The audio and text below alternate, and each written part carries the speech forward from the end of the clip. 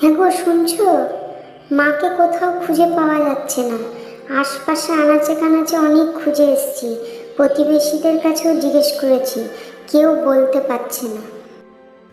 ঠিক আছে, আমি দেখছি।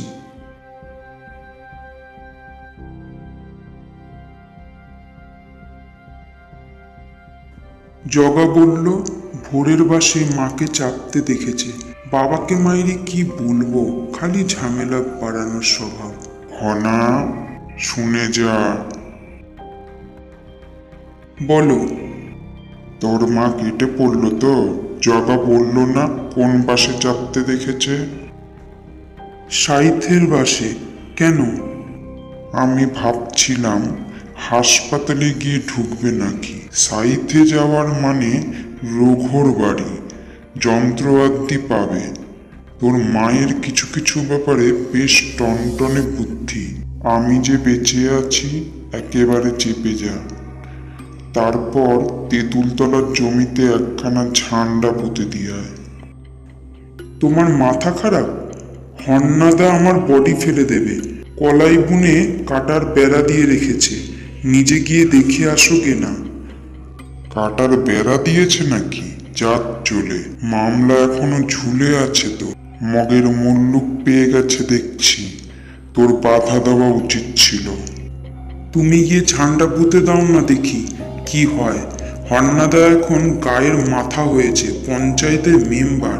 এসব আমার দ্বারা হবে না। তুই একটা অকম্মা।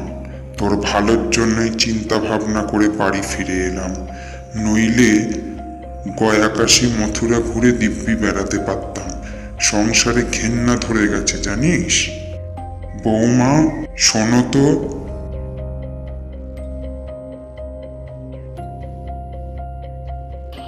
কাকে কি বলছেন?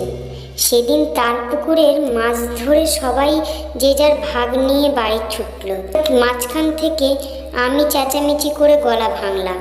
আপনার ছেলে উল্টে আমাকে বকাবকি করে ঠেলতে ঠেলতে ঘরে ঢুকিয়ে দিল। বাজে কথা বলো না। মেয়ে ছেলে অপমান করে বসলে খুব ভালো হতো। চারটে পুঁটি মাছের জন্য ঝামেলার কোনো মানে হয় না। ওটা পুঁটি ছিল?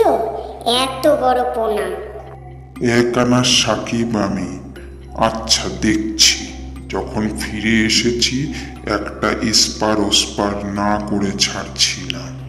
জানেন বাবা, হাসপাতালের ব্যাপারটাও আমার সন্দেহ হচ্ছিল। যত বলি কাকে দেখেছো, তত বলে আমাকে বাবাকে চেনাচ্ছ। আমাকে যদি চিনবে তাহলে এই অবস্থা হয়? যাকগে বৌমা, তোমাকে একটা কাজের ভার দিতে চাই। ঘনার দ্বারা কিচ্ছু হবে না। ঝান্ডা পুঁততে হবে তো পুঁতে আসবো, আমি সব পারি, আপনি কিছু ভাববেন না। মারা পড়বে বলে দিচ্ছি। মেয়ে ছেলেরা তো সাহস ভালো নয়। হান্নাদা বড্ড বাজে লোক। তোমরা যা খুশি করো গে, আমি এখন বেরুলাম। যেখানে যাবি যা। তোর আশা কখনো করিনি, করবও না, কিন্তু সাবধান, আমার কথা চেপে রাখবি। বাবা, শিগগিরই এসো। তেঁতুলতলায় কলাইয়ের খেতে ঘনা কাকার বউ ঝান্ডা পুঁতেছে।